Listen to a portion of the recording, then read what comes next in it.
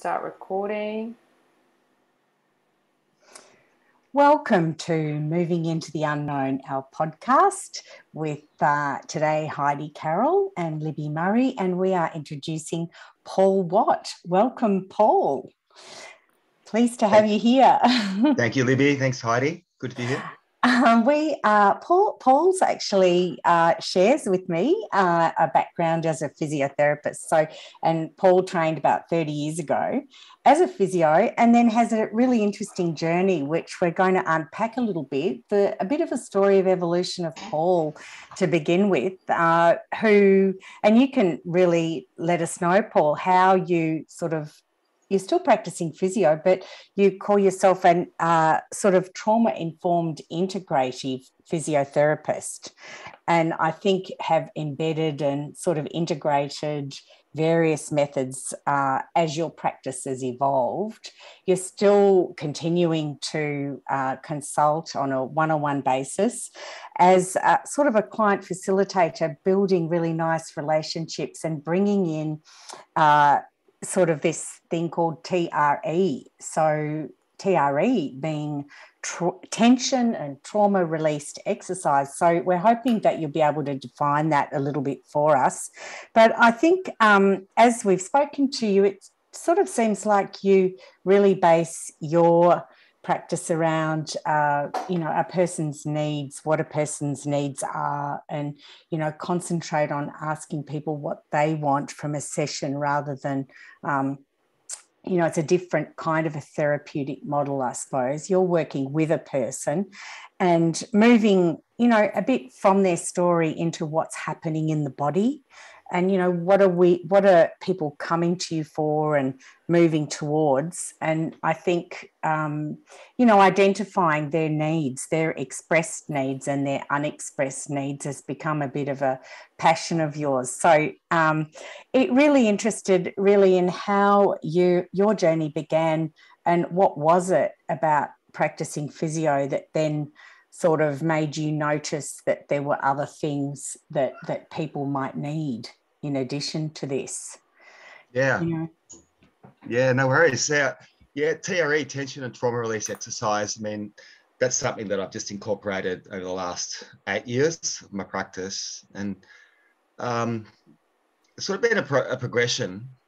So I use Feldenkrais, TRE, and physiotherapy, and I call it integrative physiotherapy, just like a doctor might call their practice of medicine integrative medicine. And I think I came across the term integrative medicine after I thought of integrative physiotherapy, and now I realize it's sort of a way of expressing ideas that we work in a way where we deal with a whole person, their nervous system, their psychological processes, their physiological systems, and musculoskeletal system, and digestive systems, everything, all our systems are integrated together, and we want them to work harmoniously in balance. And noticing that when things get out of balance, illness manifests or pain comes up, and usually it can be seen as a symptom, or it can be seen as a signal for change. You've got to do something. If you get pain, it's telling our brain, do something. What can we do?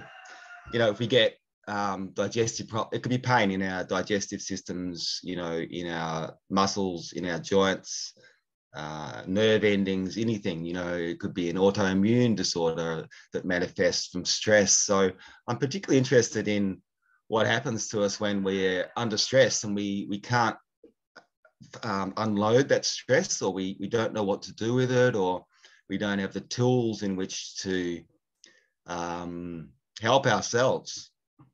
So my work is primarily, it's an educative sort of model that I use, like Feldenkrais method.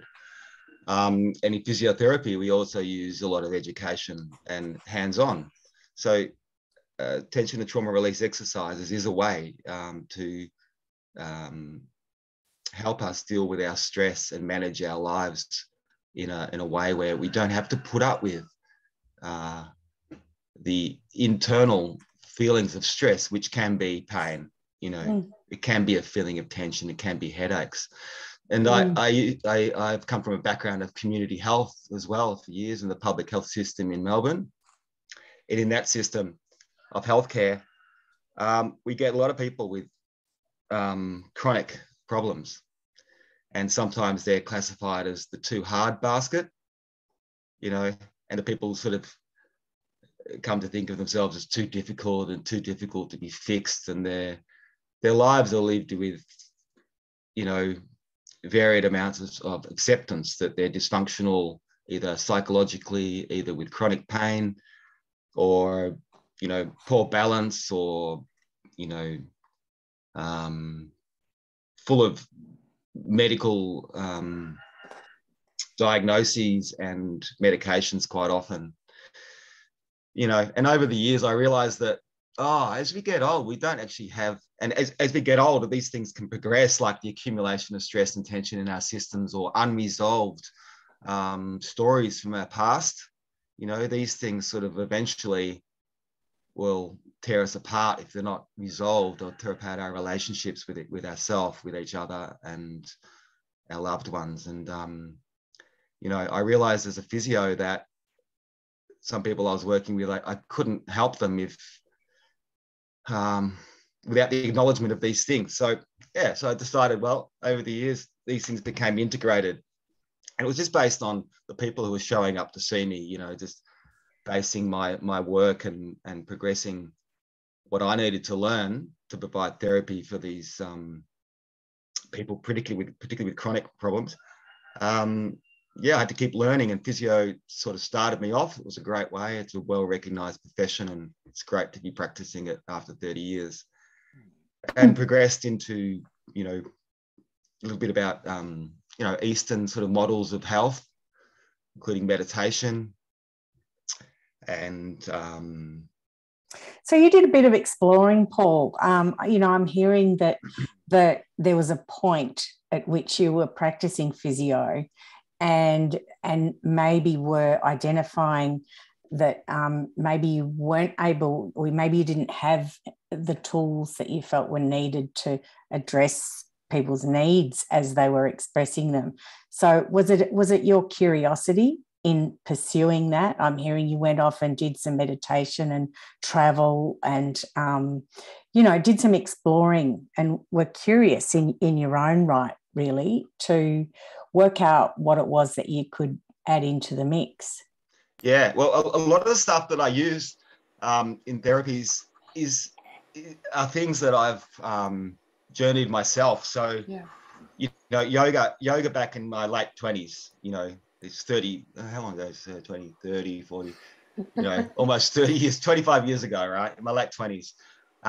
Yoga, I was very interested in because I needed to use my body and I was sort of physically orientated in my thinking. The psychological stuff was getting into my mind as well, and beliefs and how we're influenced and how our mind affects how we use our bodies. So I was getting interested in that, and yoga was a way to sort of bring together the mind and the body, the union of the two, you know. And at that time, we sort of had the terms holistic, you know, holistic. And over the years, that sort of became embedded in mainstream sort of ways of thinking and language, but also misinterpreted in various ways, you know, holistic. But I like the term integrated. But what I found, what I was journeying was what I would also start teaching my clients and friends and family, because I was realizing, I'm getting benefit, let's share it. So, and you know, the teacher keeps learning when he's teaching. When we're teaching what we're interested, we keep learning ourselves. So all the modalities that I've used over the years, I experience benefit as I'm teaching them, or I'm exploring them in my own personal, for my own personal well-being. And often it's to come out of stress, traumatic situations, you know, behaviors which I'm not happy with, you know, relational. I'm very relational in my approach to my clients. And hopefully that helps me continue good relationship with myself, to know what I'm doing and how to be potent in the world, you know? Yeah. So you obviously, in that curiosity, you found Feldenkrais. and then you worked with Feldenkrais for some time. I'm interested now that, did you, coming across TRE, did you feel that there was a deficit in Feldenkrais, that there was something missing from there to then come across to TRE? No, I didn't feel there was something missing, but I actually, when I present TRE to people who are Feldenkrais, people who are studying Feldenkrais, practitioners working with people with the Feldenkrais method, people have said to me quite a bit recently that this is the missing bit. This is something that we don't get in the Feldenkrais method, right? And these are people that are also just started off the journey with Feldenkrais as clients dealing with their pain, Right, and their suffering and their, dysfunctions. So I found that with Feldenkrais over the years, like, it took a lot of work to keep going with that method, to keep on learning about how my, had to keep learning how to present Feldenkrais in FI, functional integration lessons, and also awareness of movement lessons, So the time it would take was a lot, and I had children, I had 3 children that came along as well. So it was like my family life became more important than my own personal exploration of Feldenkrais. But I kept on teaching it and using it and integrating it into physiotherapy. After a stint as just a Feldenkrais practitioner, I went back to physiotherapy, which was an easier way for me to work with people. Because I didn't have to do so much personal work as I had to do with the Feldenkrais method, where we look at our habits, our, the uninvited guests, the things that get in the way. How do you link up the big toe to the earlobe or something, like all these ideas, and the richness of that work is a lifetime's work.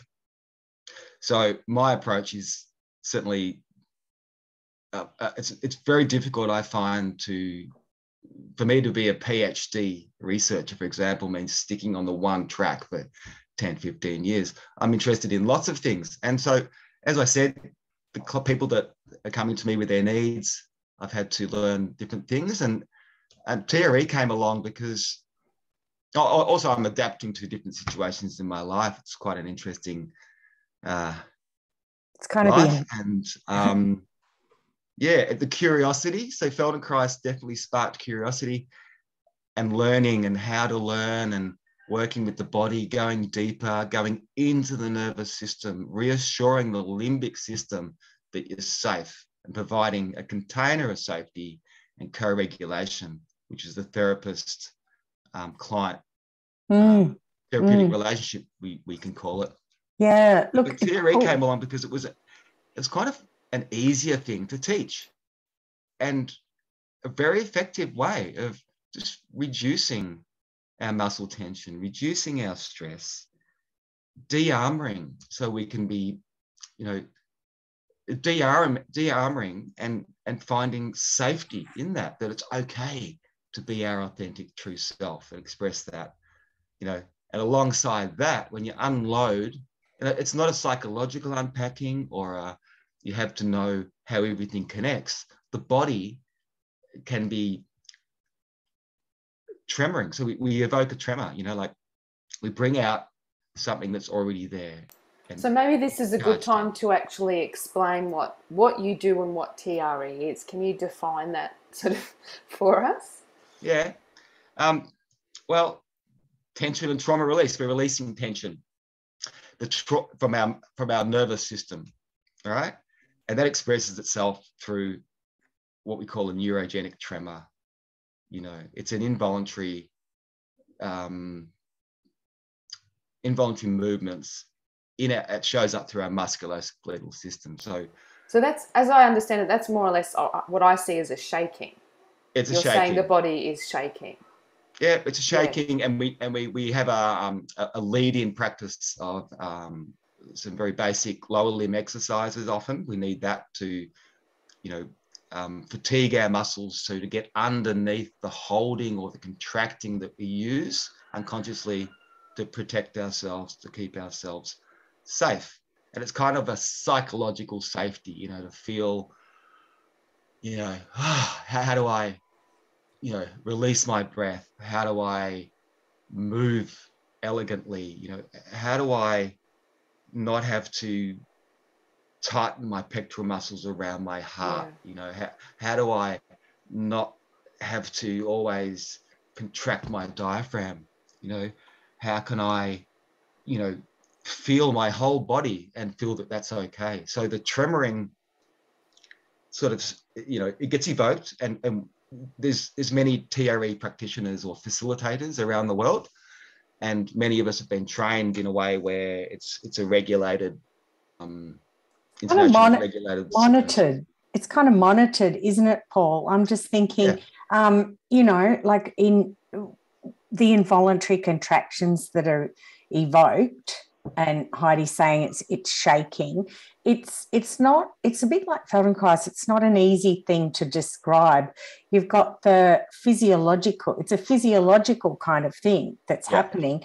But my understanding is that you begin by, really working with the person and sort of co-regulating to help a person attune to what they're noticing in their own body to start with, and that you spend quite a bit of time with people setting up a safe environment to do that, this idea of embodied safety. What comes into the sorts of things that you do to make this safe? Because people might have, it's just to throw another thing in, people might be experiencing trauma as just a little bit of stress in their body, or you might be having people who come with a lot more major, more complex needs. So for all of those people, what do you actually do in the beginning to set it up for them? Yeah, it's different with each person. It starts with the first conversation, usually a quick phone call. We have a chat, and I ask them, what they need to discover. Do they know what they need for a start? And what they are looking for. Like people talk about, I want to be fixed. Can you fix me? People talk about, a pain. People talk about, I want to improve my balance. I want to deal with my migraines. I want, so I try and get people to start talking about what it is that they want, what it is that they need, whether they believe they can get this thing or not. And so I start by listening to the person. Yeah. So people need to feel heard generally. And the more stress and trauma people have in their system, generally there's a need to be heard. So people often will tell their story. Yeah. They'll listen to the story. And do you feel at that point that you're there, this thing about co-regulation, are you there with them to kind of help them sort it out rather than fix them? I don't know if it's either of those two things. I mean, the fixing up of someone, is determined, people think generally, I think, if you say I want to be fixed, it means there's something wrong with you. Like you take your car to be fixed because the alternator has stopped working, so the mechanic diagnoses it and goes, yep, we can fix it, put it in, you pay the money as a transaction, energy exchange, mechanic does the work, does the diagnosis, fixes it, and you're kind of separate from the experience. But there's something wrong with your car because it doesn't start. And people feel there's something wrong with themselves. There's something wrong with me, it needs fixing because I'm not achieving the goals I want, because I've got this pain, because someone's told me there's something wrong with me, like because I've got a diagnosis, whatever, So people go, can you fix me? And then,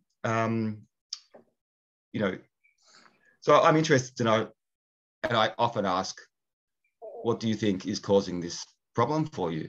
It sounds like you have a problem, you're here. Yep, good, we're meeting. What do you think's going on? And listen again. So the fixing, the co-regulating to help, that sort of just happens naturally, I find, when as a practitioner, therapist, person, I'm being true and honest with myself. Can you explain co-regulation? Because I'm really intrigued with that term of regulation, co-regulation, and self-regulation, and how they sort of inform each other. Yeah. So regulation, you know, it's a natural response that happens between human beings and animals. Anything with a nervous system, we all are affecting each other unconsciously, and it's a physiological effect. So when you're sitting with someone who's, stressed, tense, very aroused nervous system, someone who's anxious, highly anxious, or, we can set in ourselves, we can sometimes sense that we then also become more elevated or aroused in our nervous system, and, how much can we take of that? I mean, how long can you sit with someone who's very angry, for example? Like, can you sit there and not be affected? Usually we'll get affected if someone's really tense. And the opposite is true. Someone who's very relaxed, like a Buddhist monk who's very well practiced at meditation, you go sit next to a Buddhist monk on a train and you're going to have a good journey, probably. You sort of pick up unconsciously. So we're regulating each other. So you can make it conscious. You can consciously regulate yourself, which affects the other. So, our tone of voice, taking a deep breath, feeling the ground under our feet, being aware of our body postures, Paul, these are all things that we've come to know and use in our Feldenkrais practice. Yeah. And again, just reflecting on the nervous system itself and the balance between, with the autonomic nervous system, between the parasympathetic and sympathetic. And you're talking about, states of arousal. Just how important is that to be able to understand what TRE is and to be able to facilitate? Yeah. So sometimes we have a check-in at the beginning. What do you feel in your body? Do you feel any sensation? And, we start with like, what can you notice? Like we do in Feldenkrais, really, but it's a check-in, it's an assessment, self-assessment. And we sort of then go through this process, which evokes a tremor, in our body, and we check in as we're going along what we're feeling in it. I encourage, I evoke a curiosity in the person by asking them the question, and often it's, and then at the end we notice what we feel afterwards. So after a TRE session can be, a feeling of relaxation. It can be a quietness of our mind. It can be, a stillness in our body. It can be a difference. We can notice a change from half an hour ago when we started tremoring. And it's like, what do you do with that? How do you take that into the world? So if you take into the world, I'm feeling better, calm, more informed, more in my body, more together, we go out into the world, and that affects other people and our families and our relationships and our dynamics. So we sort of, the effect is this, again, this term de-armoring, like we sort of shed some of our protective skin, because we feel safer. We feel less need to have to protect ourselves or watch out for threats coming our way, something which will threaten our safety, So as you go through this process, then I gather, I suppose it's back to the idea of embodied safety. You're really helping the person to regulate themselves so that they don't go into overwhelm or they don't go madly shaking. Yeah. Is it that the person is aware of what they're doing and you're taking notice of their physical, what's happening with them physically, and they're kind of interacting with you with a bit of verbal exchange as well to make sure that they don't sort of overdo it or get overcooked? You know, what happens at the other end of that? That's a really good question, because the overwhelm is something that we kind of have to train ourselves to be aware of what overwhelm is, and pretty much it's my understanding of overwhelm. It's it's the way our body's communicating with us, and there's a whole lot of physiological stuff going on in ourselves which lead to the overwhelm. And the fight flight process of survival, most people know about that, but there's also the freeze, there's also the collapse. So fight, flight, freeze, flop, collapse. So the collapse is the extreme end, where we're just like a hopeless mess, and sometimes there's a bit of rocking in the corner, or there's just like, we can't feel, we go numb, we don't, and then we will start to avoid social engagement situations, because there might be an anxiety that will be provoked. It won't take much to provoke us into shutdown, which is freeze, flop, collapse. And this shutdown is also like a dissociative state. It sort of takes us out of our body. So when you do TRE, like in Feldenkrais, the aim is to get you back in your body and feel okay about being there. So you don't have to take flight from your body. You can stay with your sensations and your feelings, and your window of tolerance can expand. So you can take on more, which means that if you can take on more, it doesn't mean you're going to be not taking on more in a sense of you take on more and then you're going to reach this peak where you're going to collapse or hide away or rock in the corner or drink a bottle of whiskey, or not take on more so you're pushing yourself too hard, too far, because you'll burn out. And people do this in their jobs, in their workplace.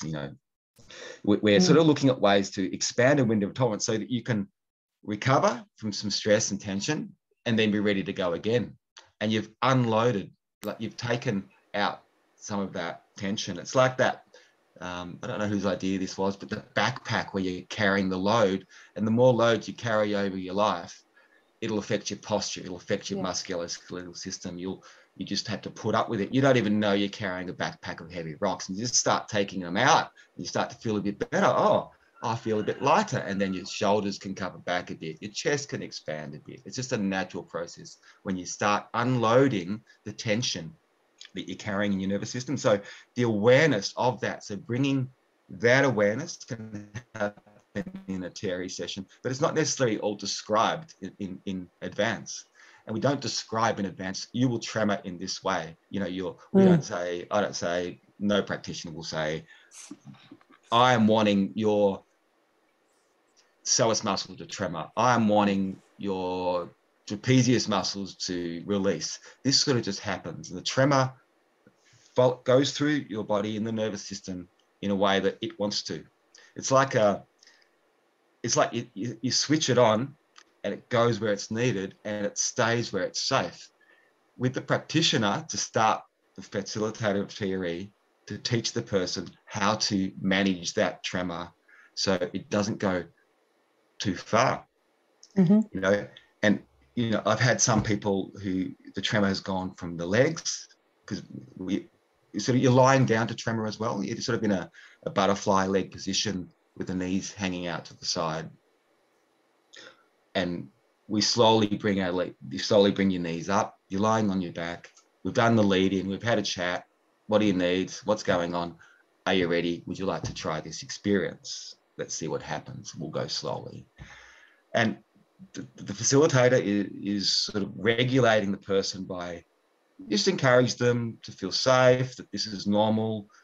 This is exactly what your body needs to do now, and to trust and accept.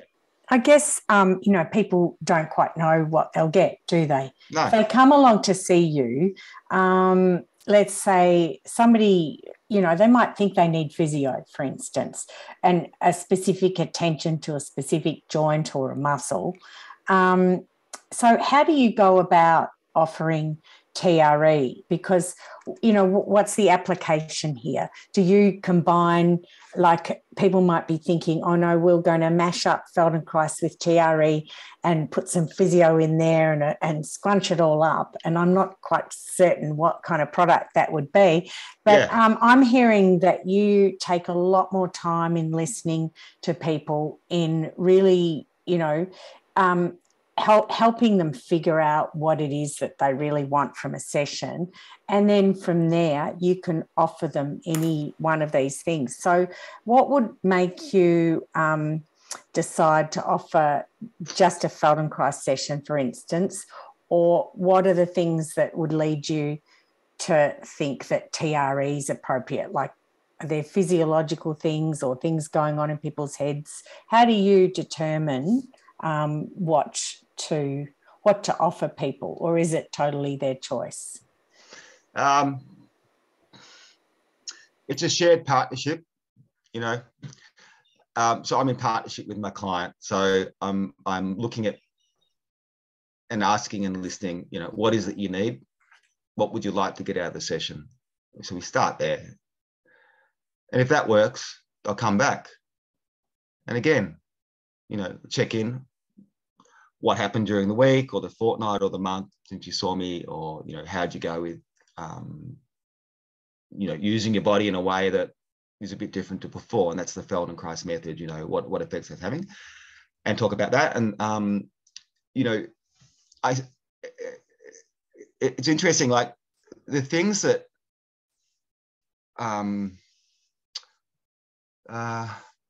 the TRE seems to be something that comes in fairly early now when I work with people, you know, so I use that as a discrete therapeutic approach. Feldenkrais I use as a discrete therapeutic approach. Physio. So this is physio, this is Feldenkrais, this is TRE.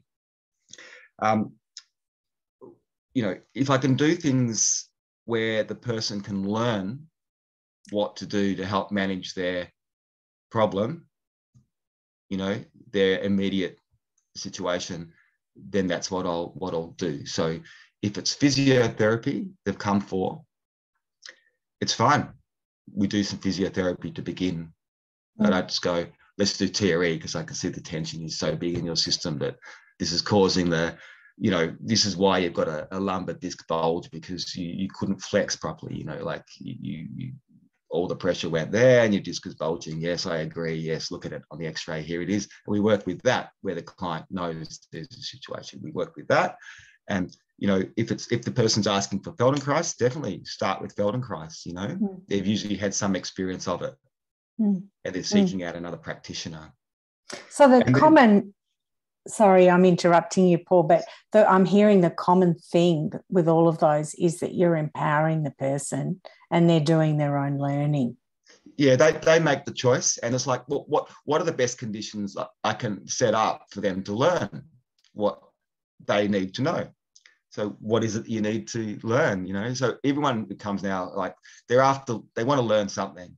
The people aren't just going, can you, you know, can you help me recover from this lateral ligament injury in my ankle because I've twisted it? Like people that come in with a twisted ankle, it's like pretty quickly I go into, what do you think caused this? You know, this thing happened out of the blue. You didn't expect this. You didn't want this. How did this happen? And we sort of start an inquiry. And that's always interesting. And that helps people get into, well, what is it that I'm doing that's created this situation that I'm in?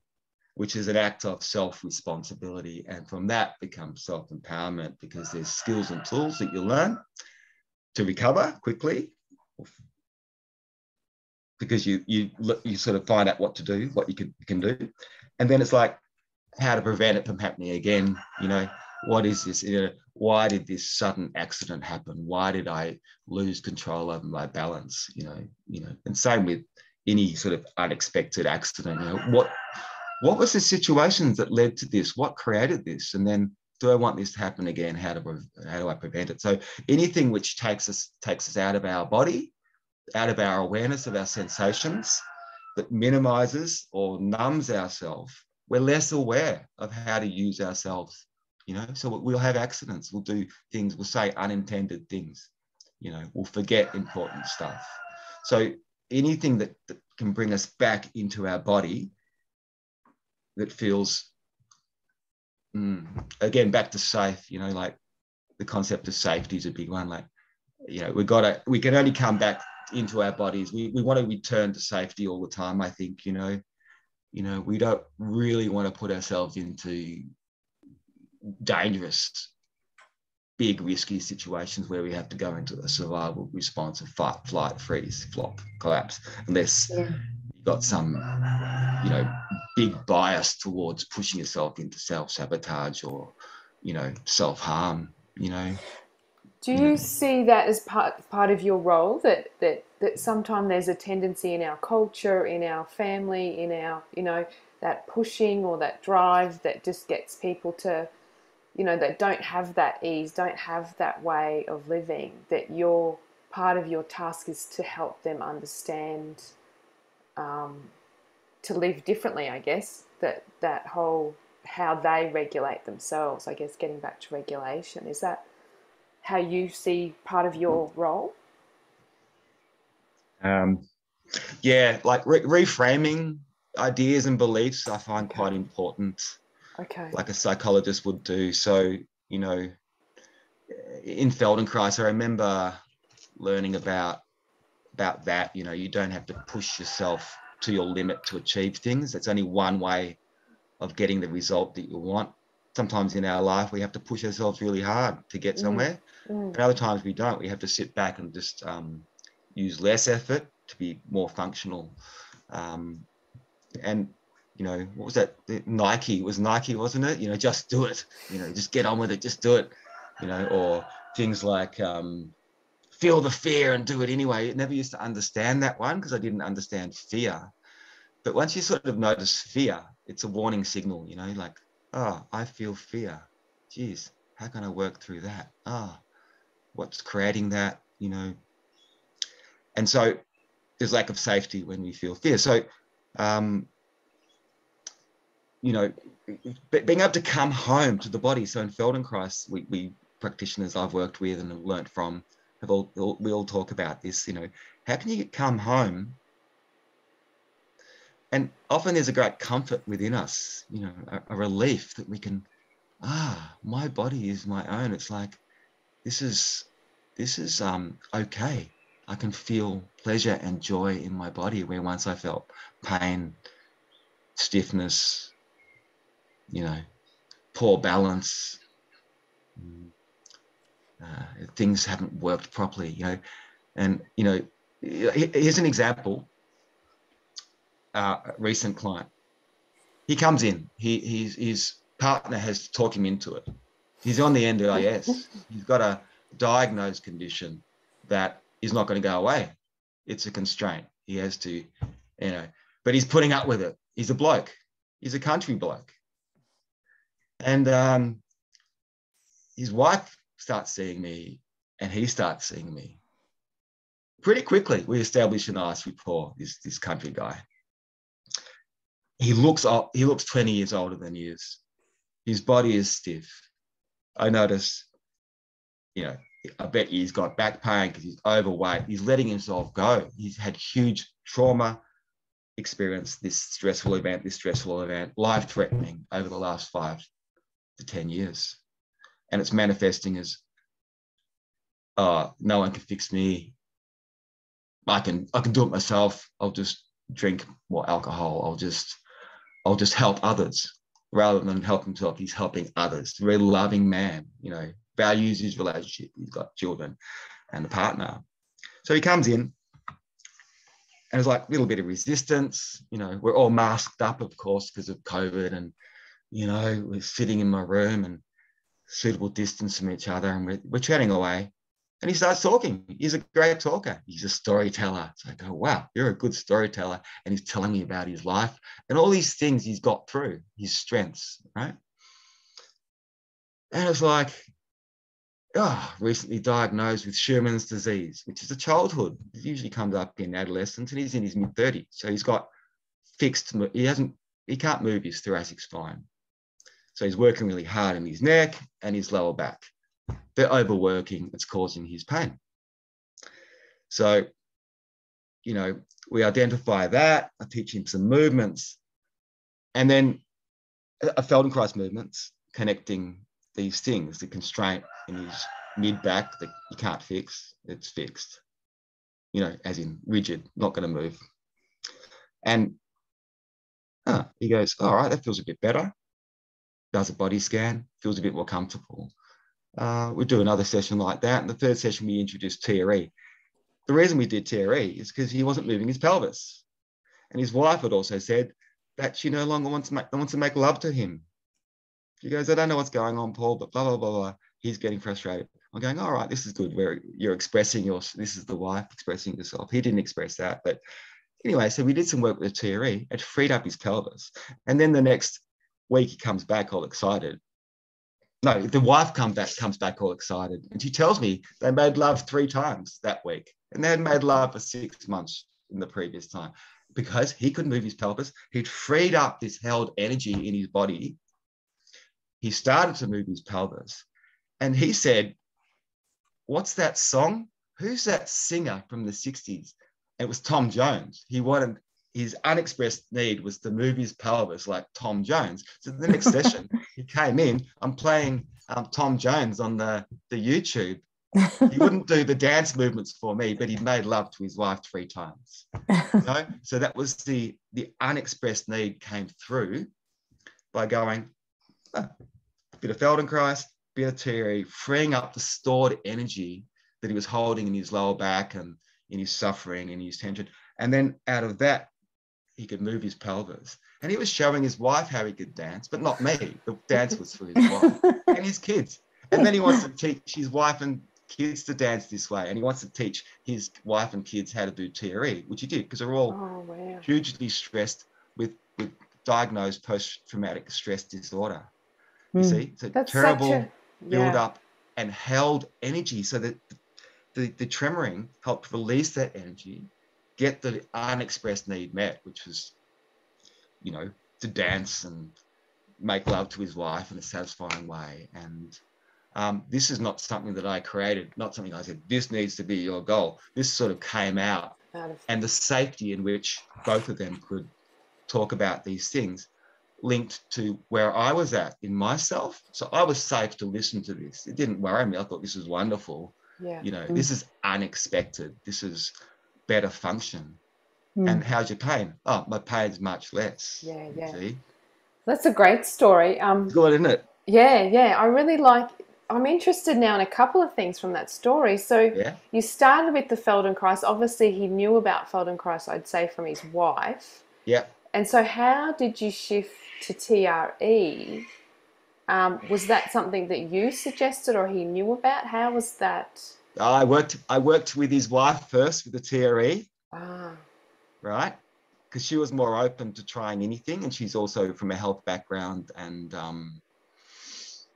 in a much bigger mess than him, but she was open to trying something that wouldn't provoke her pain, something where she could bring down her anxiety, which she identified as a huge problem, you know, chronic long-term anxiety, depression, mother of 4. She was a midwife and hadn't been able to work for 8 or 9 years. So she had some goals. She wanted to get back to that, but she needed to bring down her anxiety, and it was being held in her body. And, you know, she could identify that link between and her felt sense of anxiety and worry and hypervigilance, and she knew where it was coming from. So I taught her TRE. She had a good response. And then I said to him, you know, there's this thing called TRE. Yeah. This is what it is. And I didn't know how it showed. He goes, yeah, let's try. And so do you think then, having done Feldenkrais with him, do you think that helped, I guess obviously the relationship, but did you think him having that sense of himself and being a little bit more embodied, did that then inform his TRE experience? Yeah, definitely. It definitely did. It put him a bit more in contact with his body as being his body, not separate from himself, you know. So if he punishes his body, he's punishing himself, a man who has had like multiple fractures from multiple accidents as a reckless teenager, young man in his 20s, and, really disregarding and being quite reckless with his body. So he, and he was quite comfortable with doing all this, being reckless with his body, but he, I think the trust with the therapist was really important for him, for blokes. Like, if I came in and said, look, listen, mate, I'm going to help you move your pelvis so you can have a really good sexual relationship with your wife, it probably wouldn't work to say that first session. Completely. He figured that out for himself. That's what he wanted. And I think he realized, you're an okay sort of bloke.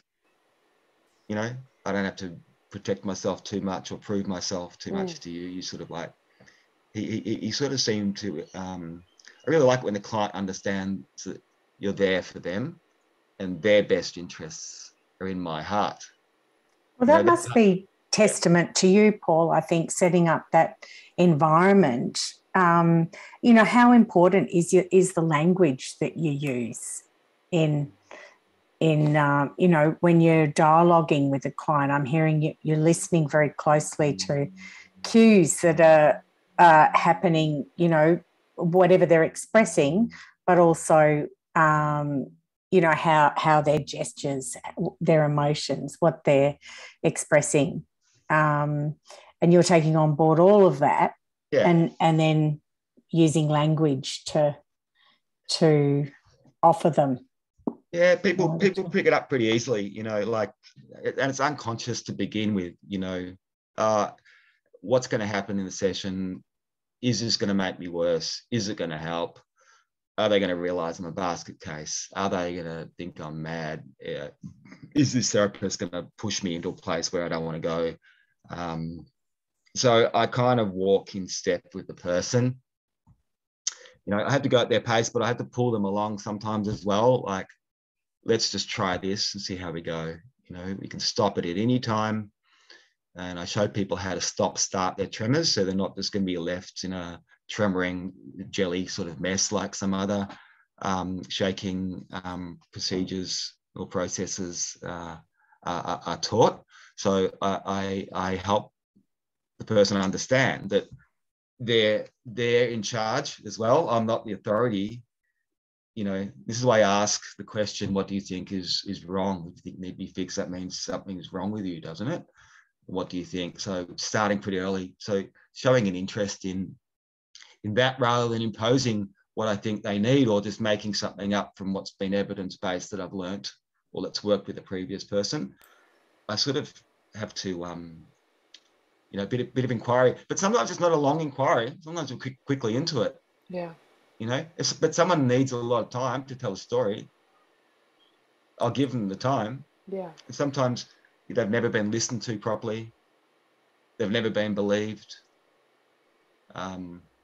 So it's quite sad and this sort of compounds in their problems. But, I like to shorten the sessions as well. So they're not always going to be, I'm not always going to let them tell their story every time. I'm certainly not going to let them repeat the same story.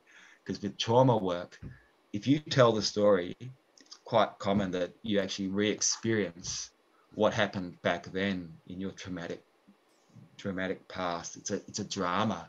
So we don't go too much into the drama, and I have to be on the ball, not to let them.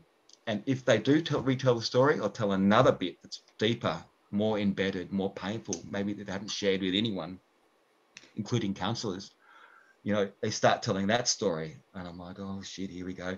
And I watch what happens in their body and then I ask them, right. What do you feel at the moment? And it stops the story and brings them present. They go, hang on, I haven't finished my story. So it's like, they might feel nothing. They might feel numb. I go, well, can you notice that you got your hands clasped together? Can you feel your hands touching each other? And I'll just direct back to what's happening in the body. Like they've chosen their posture. I haven't put them in any posture or done anything, but I just, and then can you tell the story and what do you feel in your body as you're telling it? So you're trying to link back to the past this embedded physiological changes that have caused their problem and pain and dysfunction to what's happening now as they tell the story. But I don't have to get them to tell the story, because I'm getting them to notice what's happening in their physiology, how it's changing, how their breathing is changing, how they're lying on the table, and there's things that I do where people need to be brought back into the present moment. So can you, what do you see in the room? Open your eyes so you're not dissociating. Some other times, it's good people are dissociating. They're having this great tremor, releasing tension, and they're often in a dream world as well. It's okay. But you know what I'm saying? So it's like watching, like we do in Feldenkrais, watching what's happening in the body, bringing it to the client's attention so they have a sense of curiosity, so they can learn, and then the person can realize that they can shift and change what's happening in themselves, even in their autonomic nervous system, which is supposed to be your automatic responses, parasympathetic, sympathetic. We're supposed to have no control over this, but we can. We influence it. So training people how to influence what was previously thought to be out of their sense of control, so they get back into control of themselves. So with TRE, Paul, you're giving them a take-home, a take-home tool that they can develop into a practice for themselves. Yeah. And is that what you recommend to people? If I've had that experience of doing some TRE with you, and I know Heidi has. And in the beginning, you're sort of curious and you're really wondering what this is all about if you've never experienced it before. At the end of the process, I was still left intrigued, thinking, well, I wonder how I can use this in my life. But do people need to, do it a number of times to sort of develop the skill of knowing whether it's benefiting them in releasing tension? Yeah, it's different for every person. Like some people like to keep coming back because they feel safer tremoring with me because I'm the co-regulator. And they sort of hit these places where, suddenly the arm is coming off, and they drop into this other place, and it's a fear, and they don't know what it is. Sometimes it's a terror, and if the tremors get too out of control, it sort of pushes them into this, can push you into terror, fear. And terror is the most extreme. And it's based on what's happened to them in the past, as they're processing through their physiology, through their musculoskeletal system, through the tremor, what hasn't been processed from the past. And so the musculoskeletal system starts moving, the nervous system starts creating movement, it's discharging energy and tension, and that uncovers the next layer of something that they may have to deal with. So some people like to keep coming back and tremoring with me, for that safety. But most people I can teach, in 3 or 4 sessions, and they're starting to practice at home, twice a week, maybe for 10, 15 minutes, not a long time. They come back in and we modify how to do the tremoring, and for how long and how intense you let the tremors get. Because you can consciously stop them, and you can consciously get out of the way of the tremor, so that your body's just doing the processing for you, not your mind, not the psychological part, not the narrative, not processing the story. It's just the tremors are allowing. So you get out of the way and allow the tremors to happen. Other people need to be in a group situation, so they're all co-regulating each other. Yeah. We're all in it together, sort of thing. We're all getting benefit. This collective, like in a meditation hall, you're meditating with others. It makes it easier generally for you than just by yourself, and you have a regular time where you practice. But most people, I find, can keep going. And like anything new, you keep going for 3 months, then you stop. Yeah. How long does it take to get into a habit, a routine, to change your habit? And I don't know, is it 10 times? There's different ideas and thoughts on it. Yeah. But I find the benefits people get initially is like, this is great. This feels good. I sense this is going to help me. It's helping me. Let's keep going. And then it sort of eases off. So at that 3-month mark, I like to have a conversation with someone or get them back in. And the plan is for next year to run some workshops so people can, attend a regular thing to encourage them to keep going with the tremors. Yeah. And the things that like a yoga class does, you know, you have a regular class, like an awareness of movement class, like a Feldenkrais interest group. It's monthly. Come in and you can access, you know, other people that are experienced in tremoring, or a facilitator who's guiding you. And it becomes less of a one-on-one therapeutic process. You're more in your own, you're on your own journey. Yes. Of learning and exploring and curiosity. And there may be other things you start to bring in, like you might find that you need some counseling to, you know, to keep going with the story, or you might find that the story of suffering and drama and pain and trauma starts to resolve and you stop creating more drama stories. Stop creating more situations. Yeah, it's really interesting, Paul. I think, you know, this origin or the genesis of where our pain comes from, like our essential pain, our physical pain, or our mental or emotional pains that we carry with us, some for a long time, some for a short time. You know, the idea of where this pain comes from, you're giving people something that they can do that is within their control. But certainly it's still investigative, isn't it? So you're offering something that they can come back and revisit, but I'm hearing that it's monitored and that you're teaching them. So your role is kind of educative in a way, isn't it? It's educative, but it's highly therapeutic. My role, like I am a therapist. I'm a therapist. I'm interested in, you know, I had to explore deeply with the client what's going on. You know, it's not just giving a book or not just saying go and learn the tremor, learn how to set it up and do your tremors. I'm actually guiding each individual through a process which can be highly effective.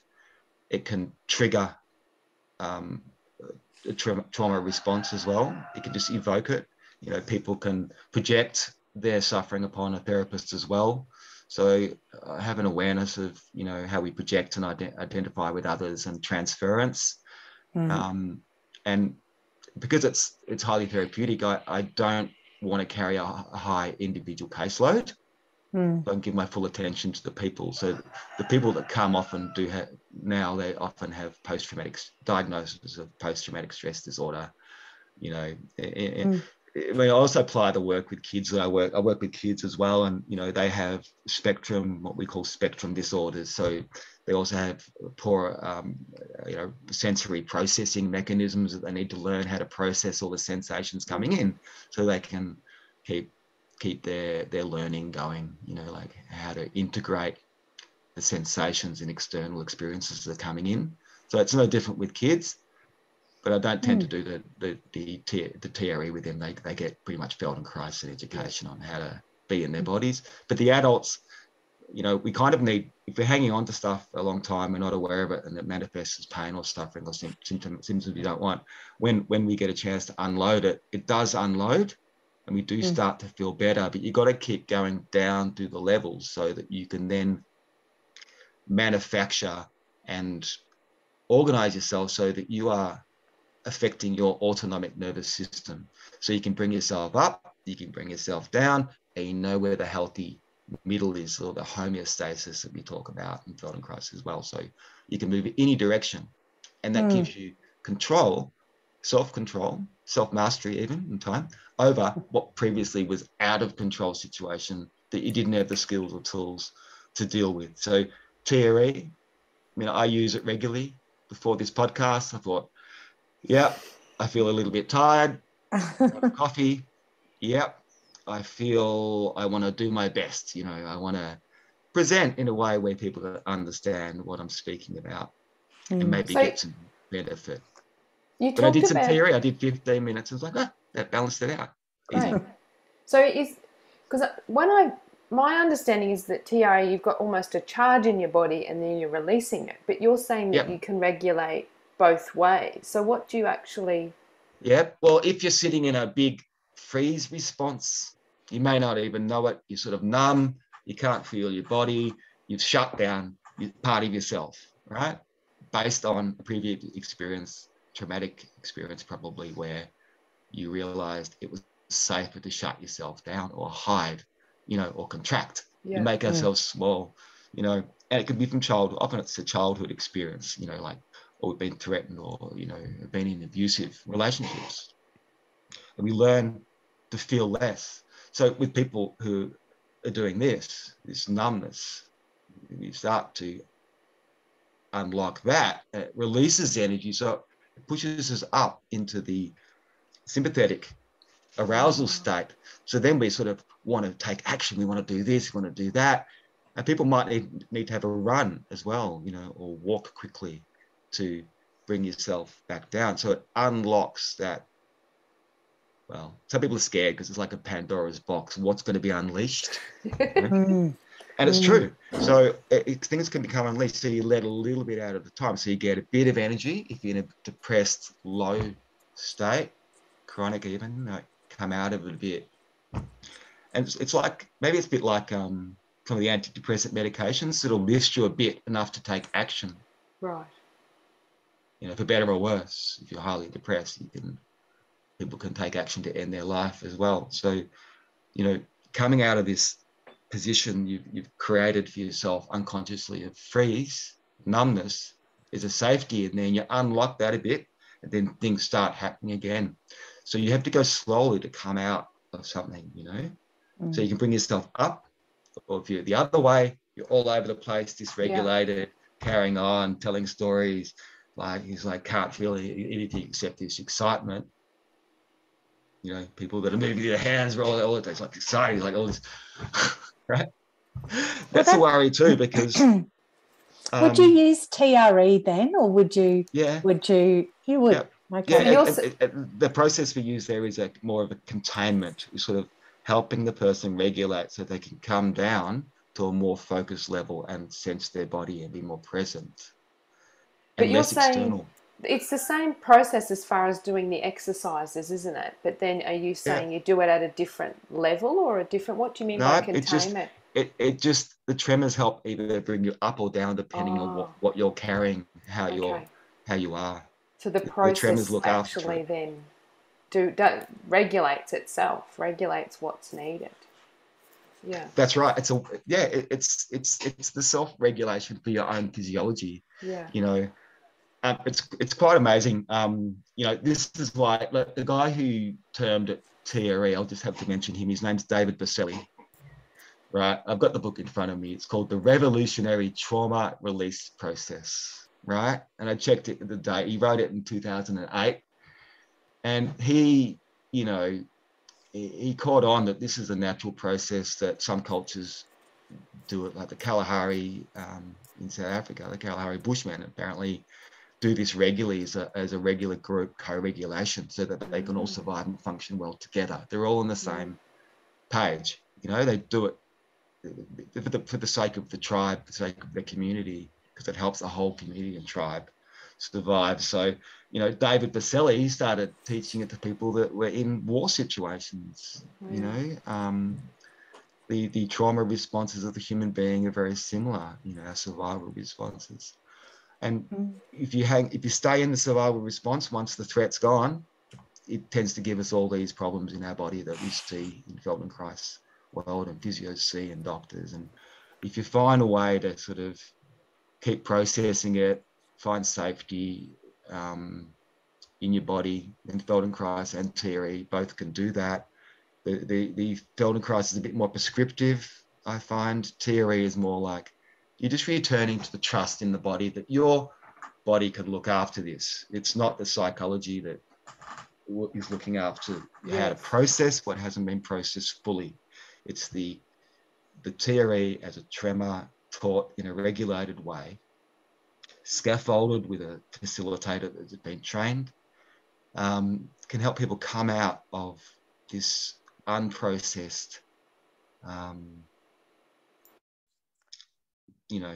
place, like post-traumatic stress disorder, as I said, is the extreme.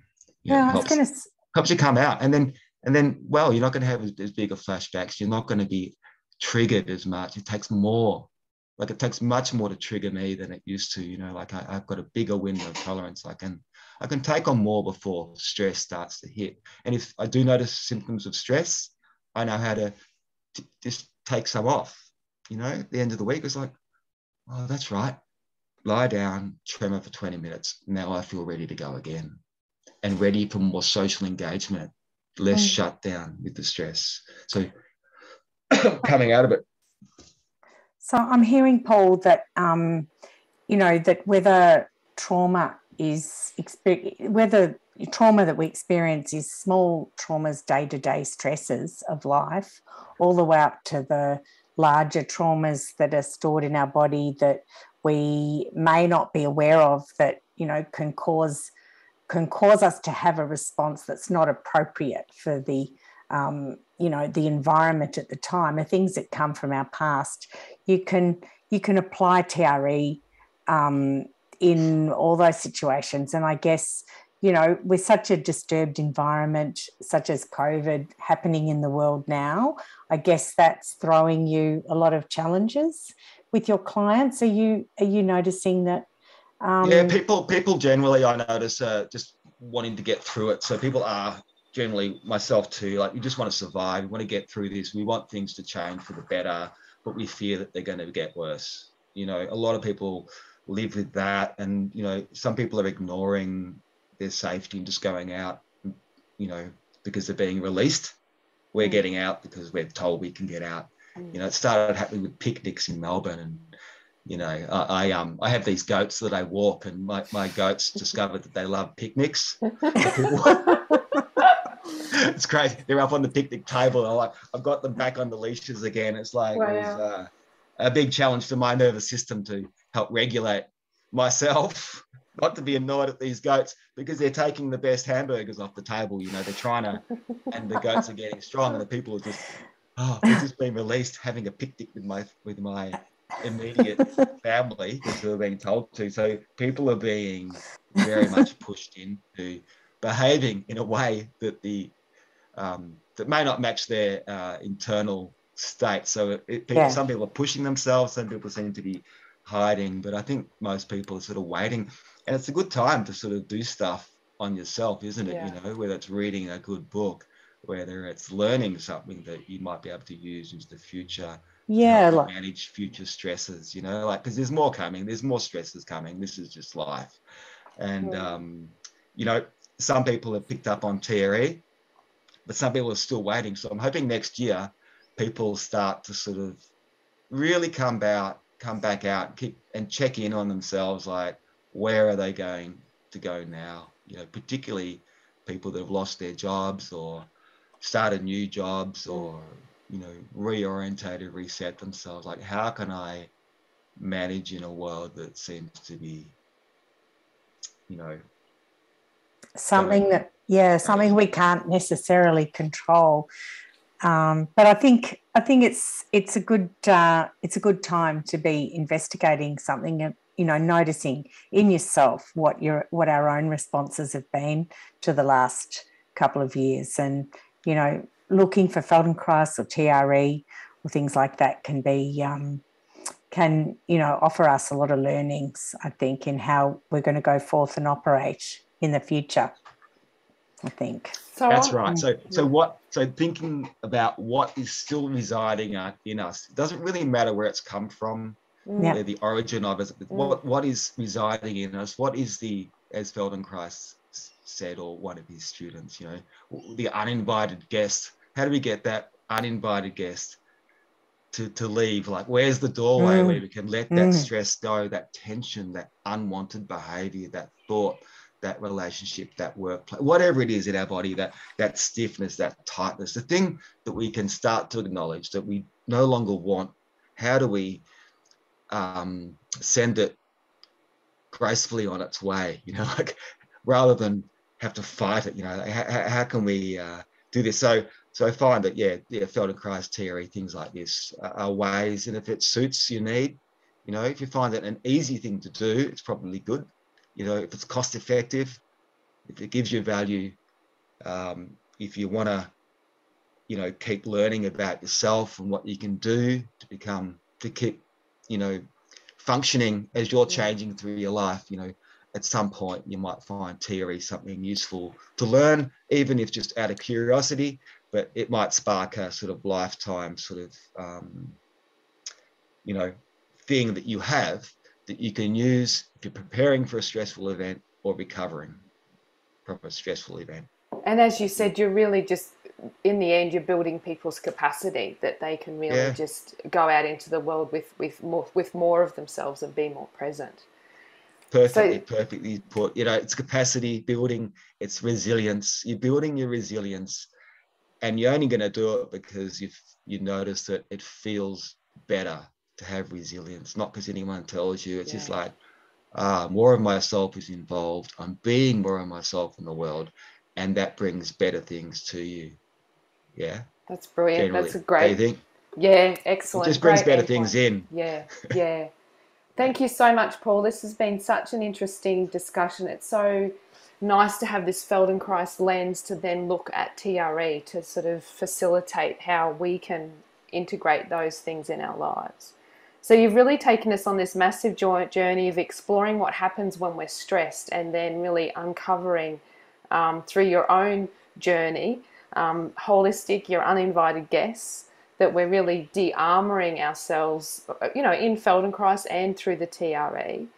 I really loved how you spoke of embodied safety, that how deeply you need to listen, but have that as an art, that there is a real knack to, you know, observing while you're listening and not just being that passive wall. And how intriguing it is and how essential it is to start with the client and where their needs are, and whether that's a Feldenkrais point, a physio point, a TRE, or whatever else that might be. And it's interesting how you've said how we're all unconsciously infecting each other, and what we're ideally trying to facilitate through Feldenkrais, through TRE, is that we can actually consciously influence each other, influence ourselves, influence others. It's just been such a great journey, and I love how you've talked about self-responsibility towards self-empowerment and self-mastery. So as Paul said, in 2022, he's going to be doing some workshops, so some more group. Underneath those things, what Yes. Self-control, what did you say? Self-processing? I said self-mastery, responsibility, self-empowerment, and self-mastery. Responsibility, self-empowerment, self-mastering, self-love. So underneath that is this love yes, for ourselves, and allowing that to happen. You see, this beautiful body that we have that we can use, this opportunity in our life, and how to bring that forward with us, you know. And it's only recently I understand, you know, this self-love. It comes through. We do things that are inspiring for us, you know, that it's helpful. And I think what that contrast you've had is when you say self-love, it brings that softness and kindness, that, you know, you can have this self-mastery, but can it be this very linear masculine thing, whereas self-love underneath all of that brings this gentleness and kindness. Yeah, and creates greater actions, and it does bring more love into the world, and you can do that at any time, you know, but it's got to start with yourself, doesn't it? You know, not just the idea of self-love, but all the stuff, the wellspring of it's all starting from ourselves. So it you know, these things, it'd be good if, you know, we're just trying to keep expanding. People can approach their life, you know, in a way where they have more awareness, and it doesn't mean that you're going to uncover all the horrible hard truths. You're going to discover stuff, but you're going to have a better communication with yourself and your body and those around you. Right, which creates potency. And Feldenkrais, you know, I would have loved to see him tremor. What does his stroked outside do? You know, he's a freeze. You know, what happens? That's a good question. You know, who knows? Like, you know, what happens to his pelvic floor and his psoas muscles when they start vibrating? You know? Does he soften? Does he become less impatient? You know, that's very interesting. Thank you, Paul. So you can find Paul Watt at ahighwayelephant.com.au, and he's also on Gmail at feldenphysio, that's FELDEN PHYSIO @gmail.com. So thank you, Paul. Thank you for letting us and helping us to come home to ourselves. Thank you very much. Thank you very much, Heidi and Libby. Love it. And yeah, I hope anyone listening will get some benefit and spark some curiosity to learn more about how they can be, I don't know, a bit better in the world and unload those rocks that are in the bag, and, you know, find out, you know, what happens when you sort of get a little bit of involuntary tremoring in your body that's not related to fear and that's not scary, that you can self-regulate and find self-control and Beautiful. well-being. So Excellent. thanks a lot. Thank you, Thank you. Paul. Appreciate your time. Thank Thank you. you very much.